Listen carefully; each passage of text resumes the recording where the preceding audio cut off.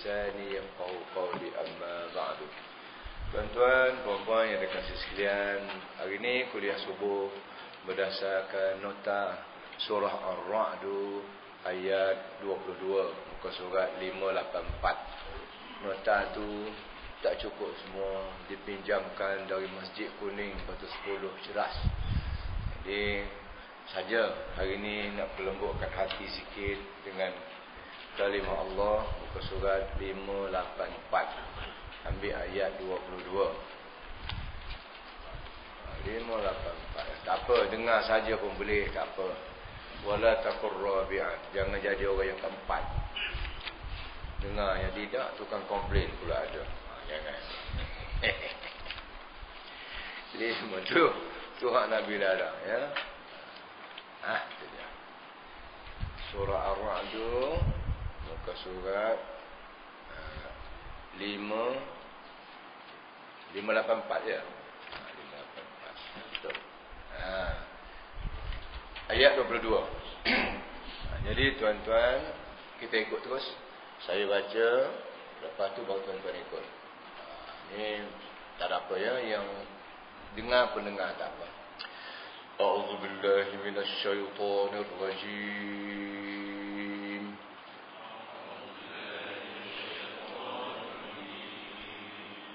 Bismillahirrahmanirrahim.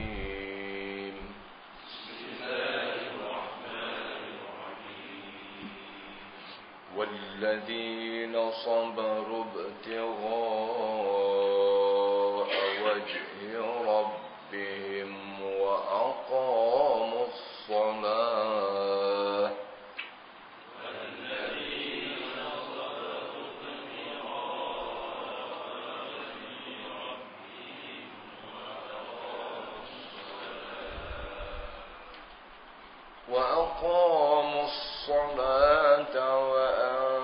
وأنفقوا مما رزقناهم سرا وعلانية وأقاموا الصلاة وأنفقوا مما رزقناهم سرا وعلانية ويدرؤون بالحسنة السيئة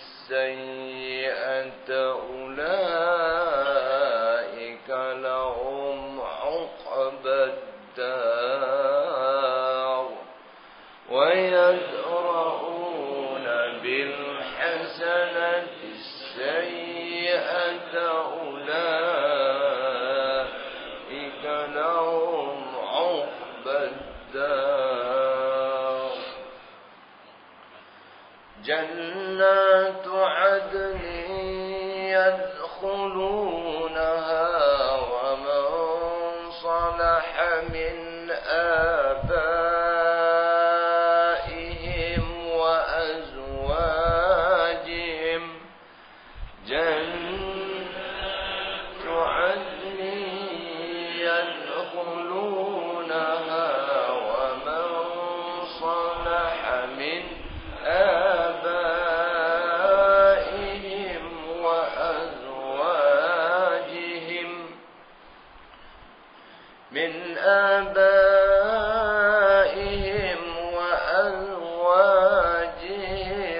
وذرياتهم من آبائهم وأزواجهم وذرياتهم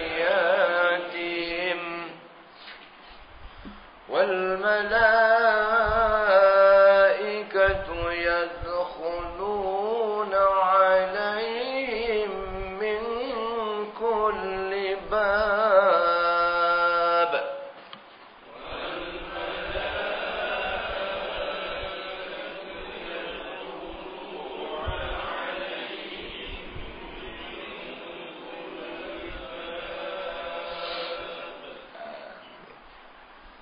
سلام عليكم بما صبرتم سلام عليكم بما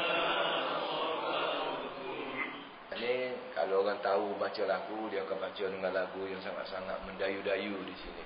Kalau Ustaz Nafiah lah baca. Jadi saya baca lagu Quran saya lah. Ya, apa lagu tu tak kira lah. Salamun alaikum bima sabartum. Salamun alaikum bima sabartum. Fa ni'ma uqbad dar.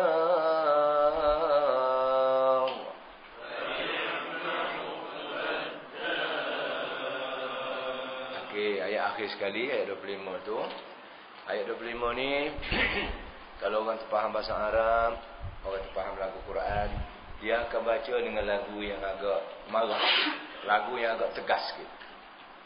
Sebab ayat 3 tadi cerita tentang ahli syurga, ayat 1 ni cerita tentang ahli neraka. Siapa nak pilih untuk masuk neraka, ayat 25 ni.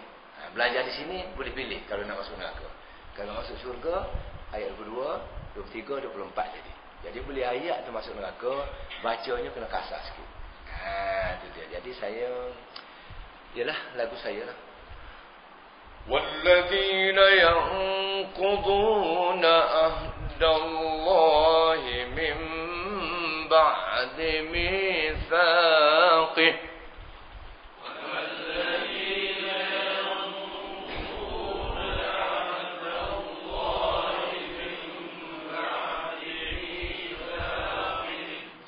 ويقطعون ما أمر الله به أن يوصل ويفسدون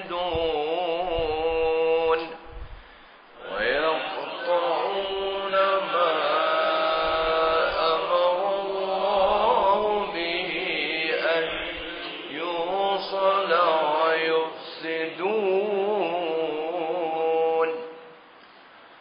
ويفسدون في الأرض أولئك لهم اللعنة ولهم سوء الدار ويفسدون في الأرض أولئك لهم اللعنة ولهم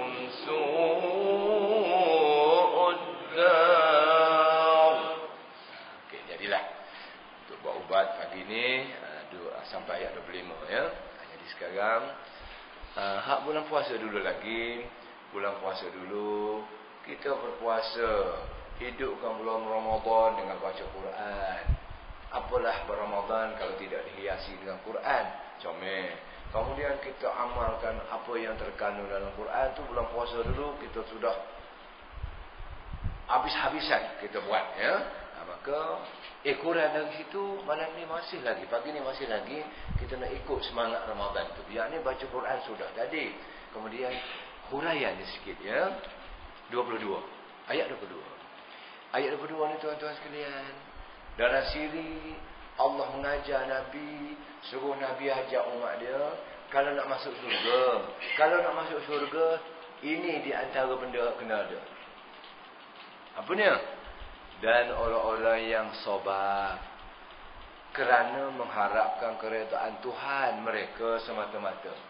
Satu daripada sifat yang mesti ada kalau nak masuk syurga. Apa dia tu? Sabar. Jadi tuan-tuan sekalian,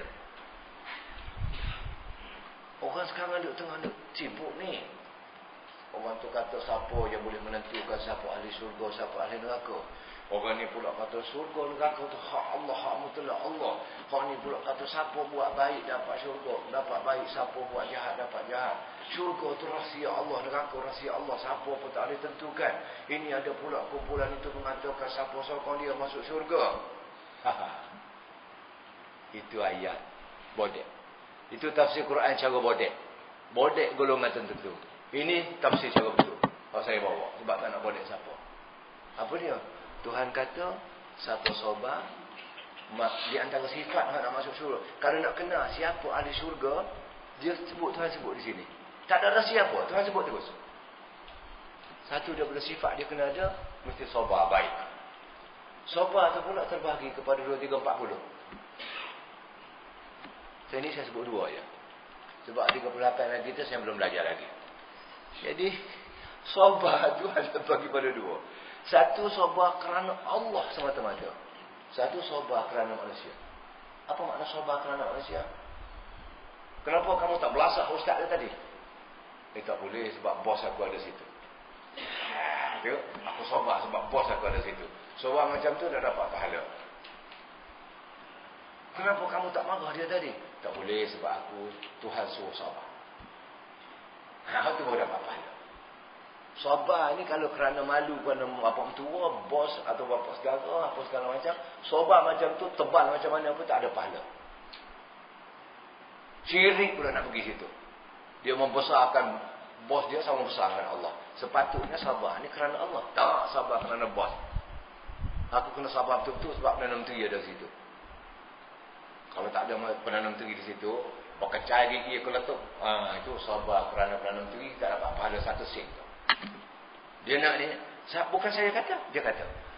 Dan orang-orang yang sabar kerana mengharapkan keredaan Tuhan mereka semata-mata. Bagi orang mengaji bahasa Melayu. Semata-mata ni kerana Allah saja, bukan kerana yang lain. Baik. Kalau nak mengaji dalam bab selapis lagi, sabar ni bukan kerja muka. Sabar bukan kerja tangan. Sabar tu kerja hati. Sabar tu duduk dalam hati. Kalau nak kaji ilmu, dia ni dalam ilmu tasawuf. Sebab kerja melembutkan hati, menaikkan sifat sabar segala macam ni, dia duduk dalam pelajaran ilmu tasawuf. Siapa nak lembutkan hati, nak banyakkan sabar, dia banyak mengaji ilmu tasawuf. Amalan-amalan tertentu, dia boleh bawa kepada meningkatkan kesabaran. Itu dia ya. Jadi ayat Quran ni, dia sebut semua. Baik. Okey, sabar beres. Yang kedua pula, sifat kalau nak kenal orang tu ahli syurga ke ahli neraka. Wa aqamus solah. Sembahyang dengan sempurna. Jangan sabar bagus. Sembahyangnya pula malas. Tak jadi tuan-tuan sekalian. Saya ni waktu tuan-tuan azan saya dengar dari luar, memang pembesar suara tuan-tuan ni memang sangat-sangat tajam bunyi dia. Jadi kalau ustaz ceramah slow-slow sikit ya. Tajam sangat. Takut jaga budak tidur. Jadi slow-slow. Jadi saya slow ya. Tuan-tuan bila saya ceramah, kalau nampak tajam suara saya tu, buat macam ni ya. Slow ustaz. Slow. Jadi saya slow lah sikit. Itu dia. Kadang ustaz ni pun bila dia syekh sudah turun, dia tak tahu dah dia akan mari dia nampak semua ni. Walaupun orang pencen, profesor, macam-macam anak murid dia memang tak Islam dia nampak. Dia kira nak belasah. Dia jangan ustaz. Slow. Jadi saya slow sekarang. Wa aqamus solah. Dirikan sembahyang dengan sempurna. Sabar bagus, sembahyang tak cukup, tak masuk syurga. Jangan pula ada orang kata, syurga tu hak Allah ustaz. Iyalah, saya pun royak ni ayat Allah lah ni. Bukan kata-kata tu, ni firman Allah. Itu dia ya. Allah kata sembahyang kena cukup, kena comel. Barulah ayat masuk syurga. Jadi jangan kaji selapis lagi. Nak tahu sembahyang tu cukup atau comel macam mana, itu kerja ilmu fiqh pula. Jadi tuan-tuan ada kuliah fiqh kan di sini fardu ain. Bahawa sembahyang itu rukun-rukunnya adalah berapa belah rukun. Kamu hendaklah dengan niat begini, takbir gitu, takbir gini. Bacaannya kena comel, rukuk kena betul, i'tidah kena betul. Barulah sembahyang itu sempurna. Kerja fiqh pula. Sebab itu tuan-tuan sekalian, Quran ni dia ada belakang. Tasawuf ada, fiqh ada, ekonomi pun ada sekejap lagi. Ni dalam Quran. Lepas tu ada juga orang tak nak Quran ustaz. Tu ahli neraka tu. Mudah ya, ada lepas ni kita sebut sini ya.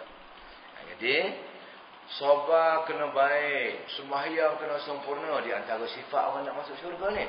Kemudian wa anfaqu mimma razaqnahum, dan serta mereka dermakan dari apa yang kami kurniakan kepada mereka. Satu lagi sifat orang hak layak masuk syurga, dia menderma harta yang Allah kurniakan pada dia. Sifat orang nak masuk syurga. Jangan jadi sabar bagus, sembahyang 5 waktu comel, Kedekut yang amat sangat. Dia tak masuk syurga. Sebab Tuhan ni tak suka orang bakhil. Bila Tuhan tak suka, nak masuk syurga macam mana? Kalau bini tak suka, dia tak masak nasi yang itu sebab dia tak suka pada kita. Mantap nasi kat kita. Nasi dia masak sebab mentah sebab tak suka pada kita. Tuhan pun begitulah. Kalau dia tak suka pada sifat bakhil, takkan dia nak boleh syurga. Tuhan mana pula begitu? Tuhan bermusuh dengan orang bakhil. Jadi menderma harta ni maknanya infak, membelanja pada jalan Allah ni adalah satu daripada sifat kalau nak pergi ke syurga. Semayang comel ustaz, sahabat tu comel, tapi bakhil pun comel juga. Pedekut tak ada mana cerita. Nak jatuh RM20 derma tu menggigil 3 hari 3 malam maknanya. Tapi tak ada lah macam tu. Jadi tuan-tuan, hak nombor 3 ni pula, ini kerja cari rezeki ni, kerja ekonomi pula di sini. Sebab itulah setiap orang Islam haram tak bekerja. Orang pencen pun dia bekerja sebenarnya. Dia dah bekerja 29 tahun dulu dia bekerja kuat dulu. Pikul guni daripada kiri kanan, masuk fenda, keluar fenda, masuk bukit, turun bukit, panjat bukit. Kerjanya apa? Pasang kabel tali TNB tu. Naik bukit sana. Kerja. Dalam pencen pun kita kerja juga. Maksudnya, kerja tu adalah wajib untuk nak kumpul rezeki. Sebab syarat daripada nak masuk syurga pun orang kena ada rezeki. Sebab nak derma. Bila nak derma mestilah ada piti. Jangan derma asyik derma malam Jumaat baca Yasin, baca Fatihah, tahlil, sedekah. Yasin, Fatihah, tahlil, sedekah. Yasin, Fatihah, tahlil, sedekah. Asal sedekah saja, itu dia nampak malam Jumaat. Kumpul tuan-tuan semua malam ni kita sama-sama bertahlil, baca Yasin, kita sedekah kepada Maka malam Jumaat depan begitu pula. Malam Jumaat sekali lagi begitu juga. Hingga sampai ada setengah surau di masjid, malam lain tak hidup. Yang hidupnya malam Jumaat kerana nak bersedekah. Hidup semua malam Jumaat tu. Baca Yasin, tahlil apa semua hidup. Kuliah tak payah. Ini membebek, bobek ni tak payah. Menyakitkan hati ada. Sindir orang tu, sindir orang ni. Kuliah kalau tak sindir, tak ada lah Quran pada sindir ni. Maknanya ya. Jadi sekarang tuan-tuan sekalian, saya nak sebut sekali lagi untuk kali yang kesekian kalinya, Nabi tu ada harta. Nabi Muhammad sallallahu alaihi wasallam tu ada harta. Kalau dia nak jadi jutawan tak ada lama dia merintah Madinah tu jadi jutawan dia tuan-tuan sekalian. Mana ustaz tahu? Ustaz tahulah sebab ada tok guru ustaz ajar dia tafsir ayat Quran. Ayat Quran tu surah apa dia tafsir bahawa Nabi tu kalau harta, sumber harta dia ada beberapa cabang-cabang. Satu daripada cabangnya ialah harta ghanimah. Harta ghanimah ni ialah bila berlaku peperangan dengan orang kafir, maka Nabi dapat 1/5. Saya ulang ya. 1/5 tu untuk Nabi. Bila berlaku harta al-fai'u. Fai'u ni ialah negeri yang belum berperang lagi dia musuh kita, dia istihad perang dengan kita. Belum kita sampai ke negeri itu dia lagi tinggal ada. Maka peninggalan dia itu 1/5 Nabi lagi. Yang ketiga sumber harta Nabi ni ialah hadiah daripada siapa-siapa saja Nabi boleh terima hadiah. Hadiah daripada kerajaan tu, hadiah daripada kerajaan ni, hadiah daripada kerajaan Kelantan, hadiah daripada kerajaan Terengganu. Maka Nabi boleh terima hadiah tu. Dan dalam sejarah yang ditulis oleh orang kafir dan orang Islam, bahawa banyak kali Nabi, berpuluh kali Nabi menang dalam peperangan, dan harta rampasan perang tu ditulis oleh orang tulis sejarah. Baik orang kafir yang kaji sejarah dan orang Islam, acap kali orang Islam dapat harta rampasan perang tu adalah emas, unta beratus ekor, kibas beratus ekor. Jadi itu 1/5 Nabi punya. Jadi kalau Nabi itu nak kaya, bila-bila masa boleh. Kalau Nabi itu nak buat rumah 24 juta mengikut masa tu, boleh Nabi boleh buat masa di Madinah itu. Tapi Nabi ini tidak begitu. Tersindir dah tu. Memang kena sindir. Kalau tak sindir, kita ngajar tak kubur. Tentu tak payah sindir. Orang mati semua situ. Ini ngajar orang hidup. Kita kena sindir lah. Sindir, makna sindir ni nak mengajar. Tapi Nabi dia, harta dia kumpul banyak-banyak. Kumpul macam mana? Untuk dibelanjakan fi sabilillah. Dapat 13,000, 13,000 fi sabilillah. Dapat 22,000, 22,000 fi sabilillah. Apa tu dia jadi Jadi harta ada apa pusing gitu. Kita kena, adakah begitu Ustaz? Tak. Kita dapat 10 riyal, RM1 pi seria pi sabilillah. Boleh, tak ada apa-apa. Jangan dapat RM10, waktu tong derma lalu ke depan, terus tutup mata. Tutup mata. Lepas tong derma tu lalu jauh sikit, barulah selik mata balik. Sebab tak nak bagi RM1 pun. Sebab aku malu ke tong derma tadi. Hak tu hai marahnya. Bukan mesti bagi 10 semua sekali. Nabi ada sunnah yang kita kena ikut. Ada sunnah tu, itu fikirlah. Kalau awak boleh macam tu, tak payah betul lah. Nak balik dengan bayar tu, ada derma ada RM10, melopong RM10. Sampai sepatut tu tak lepas kita. Fikir sendirilah. Maknanya, ya. Jadi makna tuan-tuan sekalian begitu. Berderma pada jalan Allah. Nabi itu, dia ada harta saya sebut tadi. Satu hari dia sembelih seekor kibas. Sejak kecil lagi Nabi itu bekerja cari pitih. Sebab apa? Ni, cari rezeki itu Tuhan suruh. Sejak zaman jahiliah lagi. Satu hari dia ada kibas. Sembelih seekor. Lapah comel. Kebetulan ada tugas negara. Nabi pun beritahu pada isteri dia Siti Aisyah. Wahai mek Siti Aisyah, menguruslah dulu kibasnya. Abang mak ada urusan negara. Dia pergi. Kalau kita kat Aisyah, saya tidak Aisyah, Zawiyah ini saya. Ya dulu urus ke dulu kami ni abang ada tugas di Bagai Pinang. Orang panggil ceramah. Maka dia urus. Pergi sudah ceramah Bagai Pinang dekat ya. Kejap balik. Balik pun Nabi ni Nabi lah. Nabi tanya, mana Aisyah? Kita punya kibas. Allah. Ada baki sikit lagi lah abang mak. Sikit lagi tak habis. Maka kata Nabi, jangan cakap begitu wahai adik Aisyah. Cakap kata, ada sikit lagi tak jadi pahala kibas kita ni. Sebab Aisyah ni dia derma habis. Bila dia molek kibas ekor tu, orang lalu, mari nak makan kibas. Berak dia kerak bagi. Mari nak makan daging kibas. Berak dia kerak bagi. Derma habis, tinggal sepohor lagi dia tergolek situ. Jadi bila Nabi abang mak balik tanya macam mana cerita kibas kita ni Mek Aisyah weh. Ada tak sikit lagi, ada berbaki sikit lagi abang mak. Jangan kata berbaki. Kena kata ada sikit lagi belum jadi pahala. Kecomel tu lelaki macam tu, suami ajar bini macam tu. Jangan Allah esok kamu bagi habis kau kibas. Sepatutnya kita nak makan macam mana? Dah. Dia kata Allah patutnya ada sikit lagi tak jadi pahala. Sepatutnya Aisyah, kamu dah derma semua sekali jadi pahala semua. Tapi tak apalah, dah lebih sikit ni kita makanlah sikit ni. Hak tu suami ajar bini. Suami misali. Jadi suami ni pula ajar bini hingga jadi macam tu sekali baiknya isteri dia.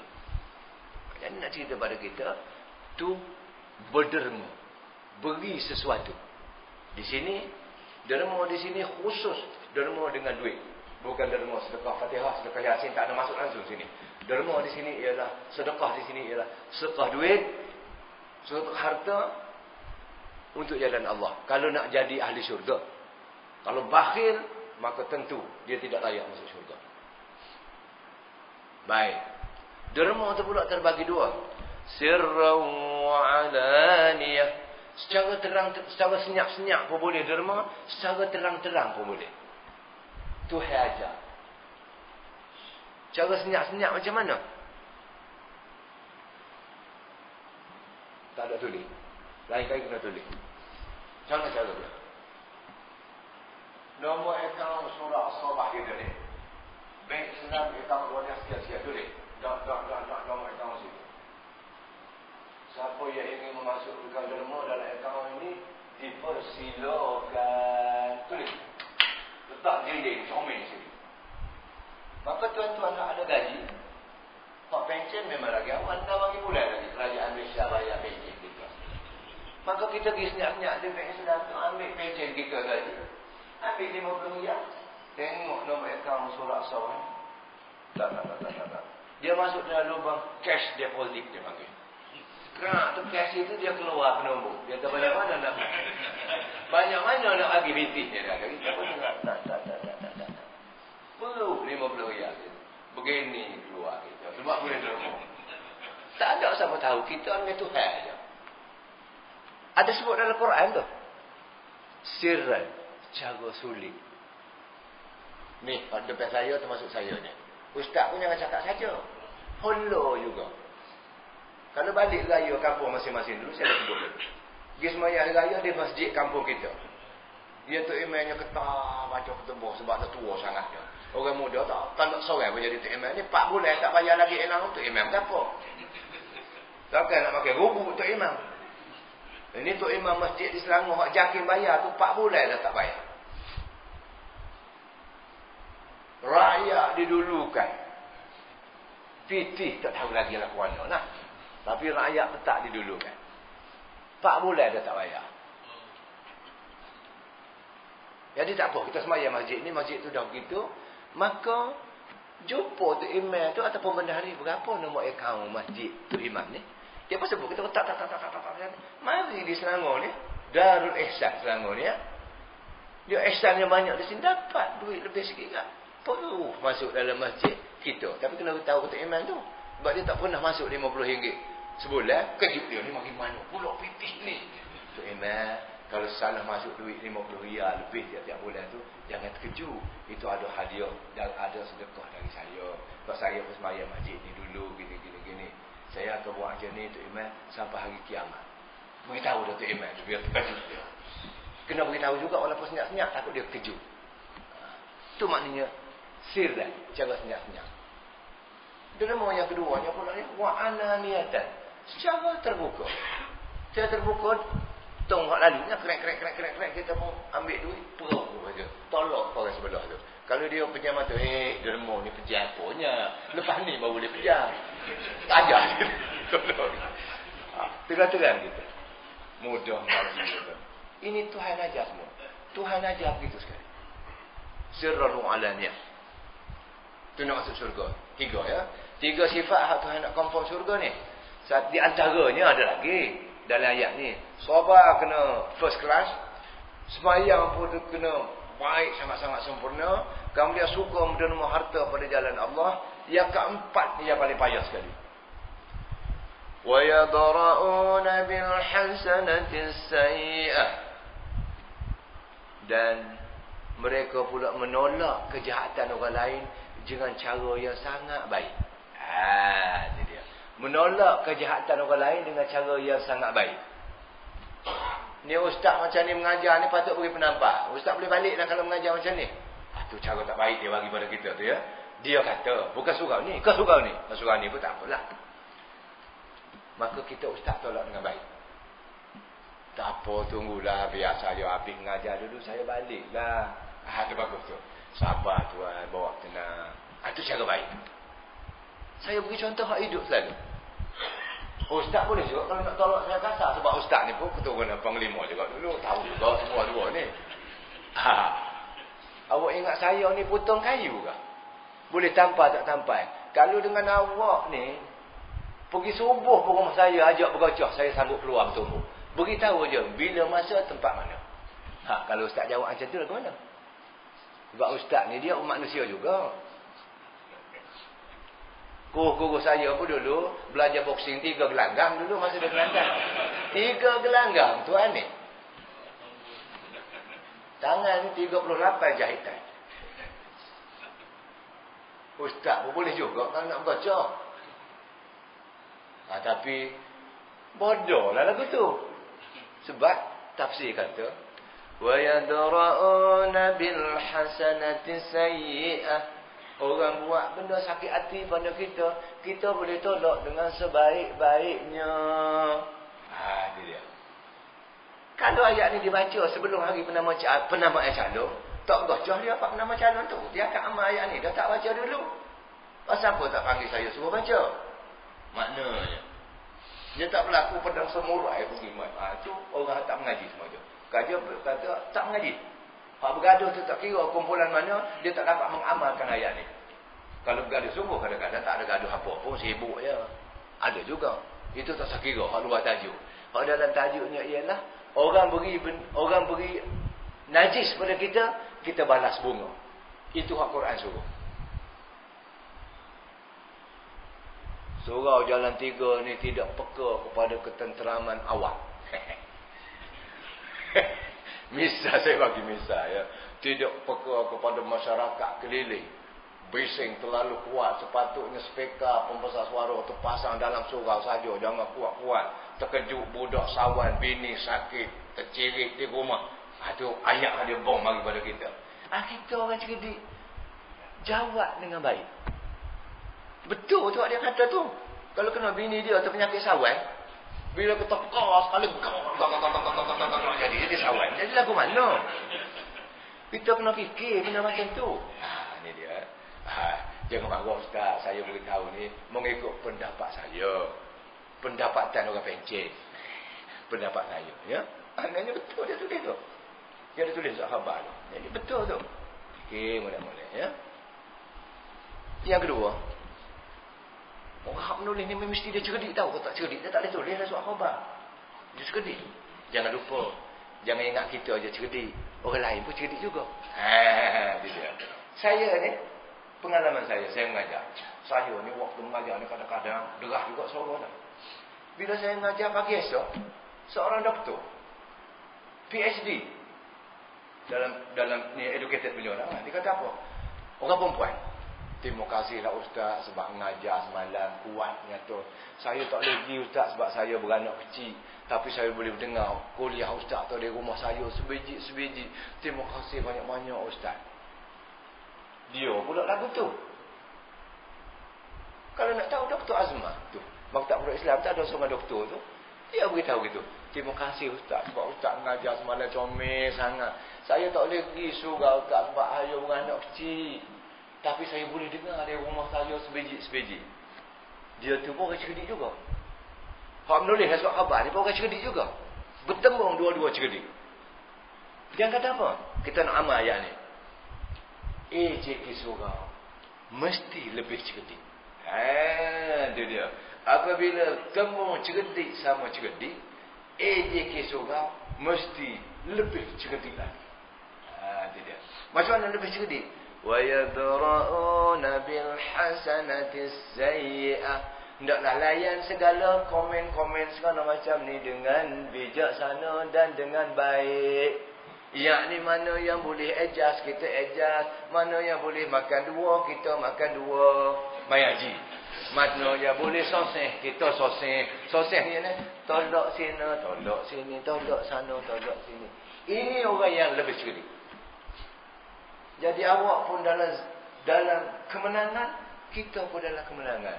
Maka kita terima kasih sebab dia sama-sama memakmurkan masjid surau kita dan dia nak supaya surau kita lebih cemerlang, terbilang, gemilang. Akhirnya hilang. Tak tahu ke mana-mana. Contoh, tafsir ini benda hidup. So lagi benda hidup, kerajaan Malaysia. Wa yadra'una bil hasanah. Dia orang buat jahat dia tolak dengan baik. Kita bila berlaku negeri saudara kita kena gegaran. 3 kampung tenggelam tak tahu mana-mana nak cari tak boleh. Maka kita terus hantar kebaikan pada dia. Hantar pergi barang makan, barang apa semua sekali hantar pergi. Ada pula 200 orang ke berapa puluh orang hak sombat fikiran. Dia nerak dekat kapal kita nak mendarat dia tak bagi. Pasang pula bendera. Ya boleh runcing pak. Ini bendera merah punya ganyang sama Malaysia. Kita bantai habis maknanya. Kita nak bawa benda baik. Dia pula balas dengan benda jahat. Okey? Tak boleh turun helikopter kita. Akhir-akhir boleh turun. Baling batu pula. Kita nak bawa makanan. Nak bawa ubat-ubatan. Nak bawa ubat gigi. Sebab tak boleh gonyok gigi dah. Dia sebab dah tenggelam habis kampung. Ni ubat gigi bawa. Baling pula batu gedegor begitu. Apa kata menteri kita? Dalam menteri di malam menteri saya kalau nak molek ni saya akan sebut sebagai contoh. Janganlah ada tak yakin pada saya pula. Ustaz ni kuat tahu ni Aziz doa lalu. Ni hak Mahyudin Yassin kata, hak Najib kata ni saya sebut juga. Hak benda tak balik, tak baik tak boleh kita kata baik. Hak baik kita kena kata baik. Dia kata apa? Kita akan terus membantu rakan kita di Indonesia. Dan saya berseru supaya kata Najib, hantarkan doktor-doktor pakar untuk tolong mereka. Doktor pakar ni Putrajaya tu tak cukup. Setahun kadang-kadang kena booking, doktor pakar tak cukup. Tapi oleh kerana setia kawan, kerana Allah, kita bayar hantar bantuan itu. Biarlah, ni wa yadra'u ni. Wa yadra'una bil hasani, tolak dengan baik. Biarlah ada beberapa kerat manusia, orang yang tak suka dengan kita, yang begini. Tak apa kita balas dengan bunga, tu kata Muhyiddin Yassin. Ayat ini tuan-tuan sekalian, bahasan ini, ayat yang digunakan, statement ini, kalau dihubungkan dengan Quran, maka jadi satu ayat uslub dakwah yang sangat berkesan kepada seluruh rakyat Malaysia, seluruh rakyat Indonesia, seluruh orang kafir yang dengar kata-kata itu. Kalau kita hubungkan dengan ayat Quran ni, kita jadi seorang pendakwah yang sangat berjaya. Perdana Menteri dan Timbalan Perdana Menteri. Maknanya kita kena beramal dengan ayat Quran kita. Kita orang Islam, Quran kita ajar, Allah ajar bahawa apa orang buat pada kita, maka kita kena balas dengan kebaikan. Allah ajar dalam ayat 23 surah ayat 22 surah sekian-sekian. Kalau itulah disebut oleh orang kita, maka dia jadi pentabligh kelas 5 bintang. Satu sen pun dia tak rugi, mana orang kata dia cerdik. Sebab apa? Dia boleh selit ayat Quran dalam setiap tutur kata dia. Itu disuruh oleh Allah SWT.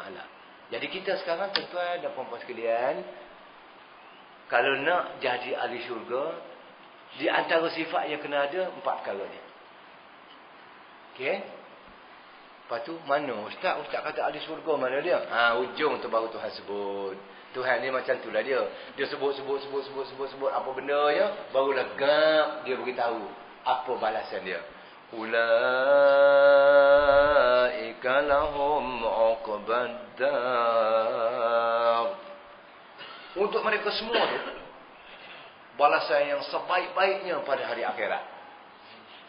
Balasan, sekarang dia tak sebut lagi tu. Balasan yang sebaik-baiknya pada hari akhirat. Untuk orang yang punya sifat yang begini, balasan yang sangat baik dia ialah pada hari akhirat. Kata kawan tu, ni tak sedap kita Ustaz. Asal balasan baik saja hari akhirat. Asal balasan istimewa saja hari akhirat. Kami tak nampak benda ni Ustaz. Kami nak baik tu nampak di dunia. Tidak seperti dia tu. Dia buat baik kepada si A tu terus balasan baiknya dapat di dunia selalu. Daripada miskin dapat 13 projek sekarang dia. Sebab dia buat baik dengan kawan tu. Jadi dia ni dapat selalu kemewahan dunia. Kalau benda macam tu baru orang nampak tengok dengan mata. Tak apa tuan-tuan sekalian ya. Tak mengapa. Ada juga kadang-kadang orang yang ikut sifat-sifat yang Allah sebut ni, Allah balas baik pada dia di dunia. Di dunia pun nampak dia, alhamdulillah. Akhirat sebenar-benarnya balasan baik dia akan terima. Apakah balasan baik itu? Ayat 23. Ini baru saya nak sebut. Jannatu adni yadkhulunaha wa man salaha min abaihim. Apa balasan baik itu? Iaitu syurga yang kekal, yang mereka akan memasukinya bersama-sama orang yang mengerjakan amal soleh. Bukan saleh. Saleh ke saleh bin mama. Orang kasih ye. Soleh. Mereka saya sebut tadi, mereka Tuhan confirmkan dalam Quran ni, dia akan masuk syurga. Kekal selama-lamanya. Syurga tu sekat rahsia Allah, siapa tahu. Iyalah saya sebut ni pun rahsia Allah. Ni Allah bocorkan pada kita. Kalau main semuanya rahsia, macam mana? Allah bocorkan rahsia ni pada kita. Orang yang ada sifat-sifat tadi, di antara orang yang Allah kata akan masuk syurga, Allah confirm dia masuk syurga, dia ada sifat-sifat tadi. Sabar, semayang sempurna, suka menderma dan membalaskan kejahatan orang dengan kebaikan. Maka Tuhan yang confirmkan. Ulaika lahum uqbaddar. Apa uqbaddar tu? Jannatu adnin yadkhulunaha. Syurga yang kekal selama-lamanya. Punya hebatnya balasan dia. Allah akan masukkan dia orang macam ni dalam syurga bersama-sama dengan mak ayah dia, isteri dia, anak-anak dia, anak cucu dia, sekali masuk syurga semua sekali. Tuhan beritahu. Jadi siapa-siapa yang susah sangat nak tahu siapa ahli syurga, siapa ahli neraka, saya cadangkan di sini tuan yang lebih tua, sila baca ayat 22 surah Ar-Ra'd, muka surat 584, tafsir pimpinan Ar-Rahman. Maka jumpalah, dia boleh kenal siapa ahli syurga. Itu dia. Baik. Kalau saya nak hurai sini ialah dia masuk syurga, mak ayah dia pun masuk syurga kalau beramal soleh, bini-bini dia pun masuk syurga kalau beramal soleh, anak cucu dia pun masuk syurga sama-sama dengan dia kalau beramal soleh. Sekarang saya nak tanya sepatah tuan-tuan. Saya tanya diri saya banyak patah tak? Kalau ditakdirkan kita semua ni layak masuk syurga. Ditakdirkan. Kalau sekiranya kita ni layak masuk syurga sekarang. Cuba kita tanya. Adakah mungkin mak ayah aku, bini aku di rumah, anak-anak perempuan aku, anak-anak teruna aku, boleh sama-sama aku bawa masuk dalam syurga bersama-sama aku? Tanya soalan itu satu. Patut jawab sendiri tak? Saya dah tanya soalan ni pada saya. Oi, nak jawabnya payah. Sangat-sangat susah nak kata yes. Tak ada, tak berani. Sebab apa? Perjalanan hidup dunia hari ni, tak ada siapa yang boleh tepuk dada yang dia boleh masuk syurga. Dia kena betul-betul kuat. Anak-anak kita tengok. Kadang bapa, ustaz, tok guru, anak-anak aurat pun tak ditutup. Bini berjambul kiri kanan. Suaminya pakai serban, teh. Buah tasbih, teh di tangan. Bininya aurat tak ditutup. Pakai baju ketat mengalahkan fasa sandar ke pelakon macam ni. Mengalahkan ni. Minah kumari. Bini. Suaminya jangan kira lah. Duduk dia setengah jam ada dia surau. Azan tu dia lah. Sebab tu ingat tuan-tuan. Saya cadangkan ya. Saya cadangkan tuan-tuan betul. Silakan YB. Saya cadangkan tuan-tuan. Ambil masa. Hak dulu buat dah. Ni hak cadangan saya. Nak amalkan ayat ni. Satu masa. Ambil cuti semua keluarga kita. Keluarga kami ambil cuti. Pergi berkelah ke tempat yang sangat seronok. Itu dia. Jangan tempat yang sangat maksiat. Tempat yang tepi pantai. Yang nampak boleh bersantai betul-betul. Tuan-tuan suruh anak-anak, isteri, semuanya bersantai tepi laut tu. Tuan-tuan duduk jauh. Perhati saja. Perhati di situ. Bagi dia gembira, sesangat-sangat gembira di situ. Bagi dia ambil gambar sambil melengak, sambil menentang, sambil melompat situ. Biar dia gembira sangat. Tuan-tuan duduk jauh sikit, perhati gitu. Dan masa tu kalau boleh, waktu dekat lah masuk maghrib. Biar dia duduk gitu. Kita buat jamak takhir ni. Ya? Biar dia duduk situ. Biar dia berada dia maksimum gembira dia tu. Tuan-tuan sebut dalam hati tuan-tuan. Wahai aku, wahai diriku, Ishaq bin Yusuf. Adakah mereka semua itu? Tapi seorangnya anak tak ramai. Mak cikgu lah ramai sikit anak. Wahai diriku Ismail bin cikgu, sebab dia ni 9. Adakah aku boleh mengembirakan semua anak-anakku dan isteriku dalam syurga bersama-sama aku nanti di akhirat? Ambil kertas tulis sajak situ. Bolehkah juga dia bergembira begitu dalam syurga nanti? Sebab orang yang betul-betul berjayanya, Tuhan sebut di sini, masuk syurga bersama-sama. Kalau buat catatan kaki pula sini kata apa? Yakni mereka dapat pula berhimpun di dalam syurga yang penuh dengan segala nikmat kesenangan dengan orang-orang yang dikasihi, iaitu ibu bapa, suami isteri dan anak pinak juga ialah yang beramal soleh. Maknanya segini, kita kena usaha supaya semua dalam keluarga kita tu beramal soleh. Baik dapat masuk syurga sama-sama. Alangkah seronoknya tuan-tuan kalau begitu. Inilah benda yang kita semua kena berusaha. Inilah yang menjadi tumpuan kita. Kalau nak masuk syurga, Tuhan ajar begitu caranya. Tuhan bocorkan rahsia. Yakni kamu boleh masuk syurga. Begini perangainya. Masuk syurga itu pula bukan kamu saja. Mak, ayah kamu, isteri kamu semua dapat masuk. Dia sebut sini isteri-isteri. Ni orang bini ramai ni. Isteri-isteri. Boleh masuk semua. Jadi berusaha untuk ke arah ini. Ini kegembiraan yang sebenar-benarnya. Baik. Malaikat pula setiap pintu pergi ucapkan selamat berbahagia. Selamat berbahagia. Selamat berbahagia. Sejahteralah kamu selama-lamanya. Ayat 24. Sebab tu saya kata kena baca dengan suara yang sangat mendayu-dayu. Salamun alaikum bima sabartum. Salamun alaikum bima sabartum. Mereka beri selamat sejahteralah kepada kamu berpanjangan sejahtera ini. Sebab kamu ni sabar betul waktu di dunia dulu. Kalau tak sabar memang bergocoh walaupun di tepi Kaabah. Buat haji tu kalau tak sabar boleh bertumbuk di tepi Kaabah tu. Begitu juga pada Arafah pun boleh bertumbuk kalau tak sabar.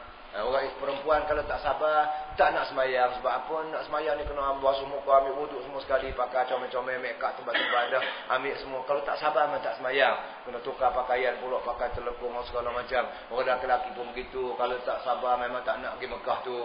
Pergi Mekah ni sekurang-kurangnya habis juga dekat 30,000. Allah, kalau tak sabar betul-betul, kalau saya duit tak pergi. Oleh kerana kamu sabar tu dululah, maka sekarang kamu di sini tempatnya, kata malaikat.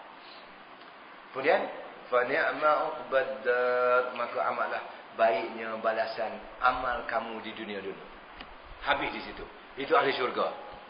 Sekarang kalau ada orang tak puas hati dia nak masuk neraka, ayat 25 ni pula cara-cara masuk neraka. Mari kita belajar ramai-ramai. Kejap. Laluan iklan.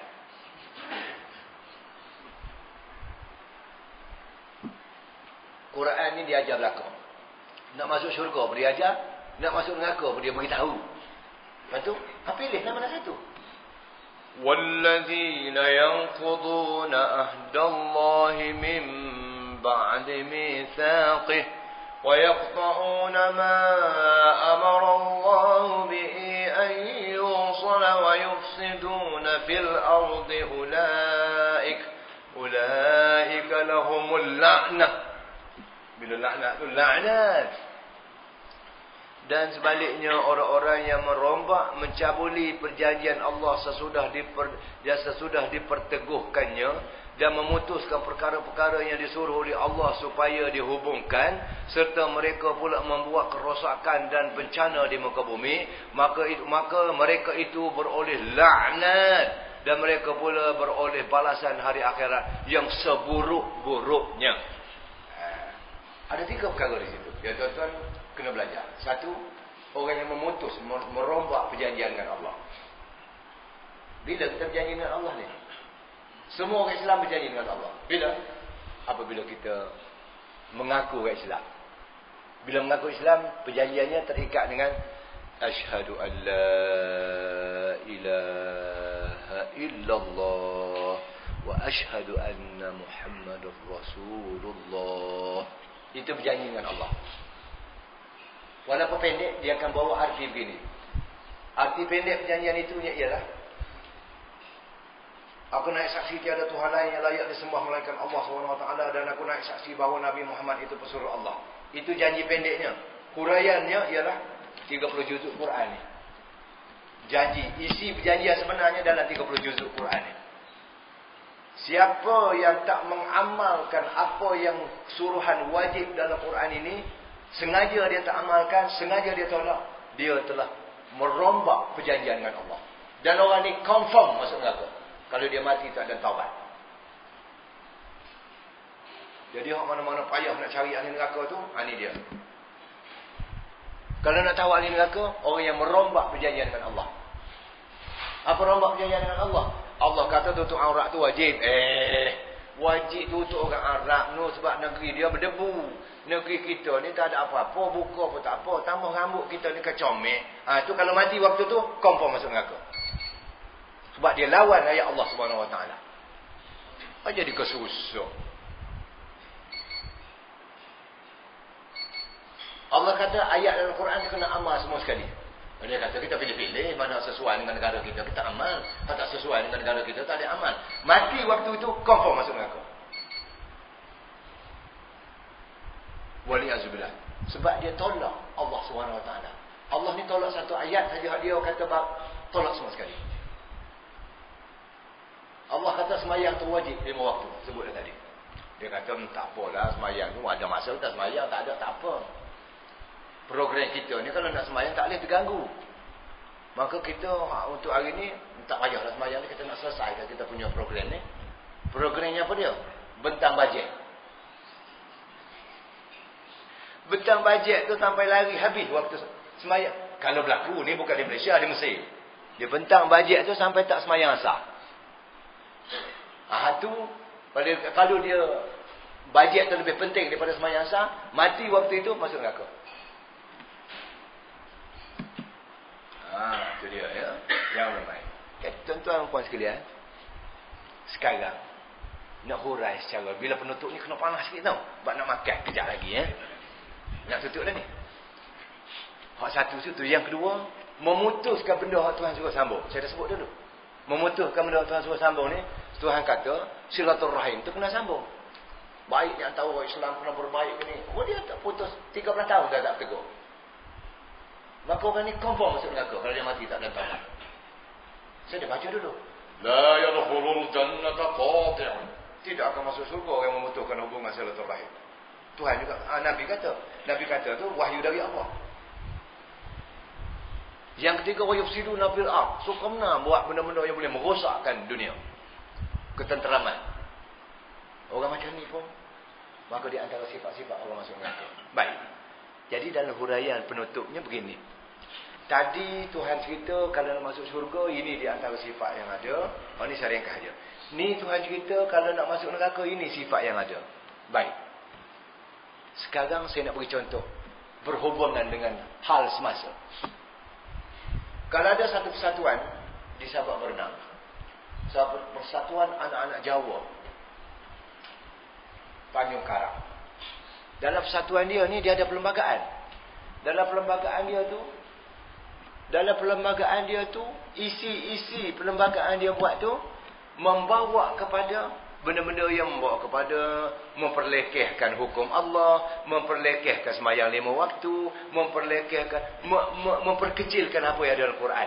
Isi perlembagaan dia tu. Maka persatuan itu dan perjuangan dia tu confirm perjuangan yang menuju ke neraka. Saya confirmkan. Boleh tanya mana-mana mufti pun dalam dunia ni betul ke tidak saya jatuh hukum tu. Kalau persatuan itu dengan perjuangannya membawa orang jauh kepada Quran dan Sunnah, maka itu ataupun berlawanan, maka perjuangan itu, kumpulan ahli neraka. Saya confirmkan. Sini ke Ustaz? Yes, 100% saya sini. Kalau ada pula persatuan anak-anak Banjar, Sungai Leman pula dia buat persatuan. Ni semua laksana semua ni. Dia punya isi perlembagaannya semuanya nak membawa menuju kepada sunnah Nabi, menuju kepada Quran. Dia punya perlembagaan. Maka persatuan ini, persatuan yang layak masuk syurga. Kalau dia berjuang kerana ni 100%, dia pun orang baik macam sebut tadi, mati, maka dia adalah persatuan untuk ahli syurga. Sibuk dalam TV tu. Ada pula kata kalau ikut perjuangan dia masuk syurga. Wahai penceramah kaki bodek, dengar baik-baik. Orang sebut tu berdasarkan Quran. Bukan berdasarkan pendapat orang yang bayar bitih pada awak masa ceramah malam tu. Kita mengajar agama ni jangan peduli apa nak jadi. Betul dengan Quran, kayut. Tapi ingat. Ya, biar betul kerana Allah Subhanahu Wa Taala. Itu adalah pengajaran ayat 22 hingga 25 surah Ar-Ra'd. Apa dia sebut ni 100% sesuai dalam hidup kita sehari-hari. Sebab dia Quran. Ini tidak nak cari penceramah sesuai dengan kepala dia. Kalau tak sesuai dengan kepala dia, walaupun sesuai dengan Quran, dia lari balik. Itu awak kena ceramah sendiri. Awak kena ceramah sendiri. Itu dia ya. Baik, ni nak tutup ya. Ni tak boleh baca slow sini. Ulaika lahum slow sikit sebab speaker kuat. Ulaika lahumul la'natu wa lahum su'uddad. Bagi mereka ni laknat Allah dan bagi mereka ni seburuk-buruk balasan di akhirat, yakni neraka Jahannam. Bila kena laknat ni habislah. Laknat ni celaka makna dia. Dia akan dapat balasan celaka dari Allah. Wal-iyazubillah. Tapi kalau nak berhenti kena slow ya. Ulaika lahumul la'natu wa lahum su'uddar. Sadaqallahul azim. Demikianlah benarnya firman Allah yang Maha Agung. Subhanakallah bihamdika asyhadu an la ilaha illa anta astaghfiruka wa atubu ilaik. Bismillahirrahmanirrahim. Innal insana lafi khusr illa alladhina amanu wa 'amilus solihat wa tawassaw bil haqqi wa tawassaw bis sabr. Assalamualaikum warahmatullahi wabarakatuh. Allahu akbar. Jadi mana yang tak puasa boleh makan ya.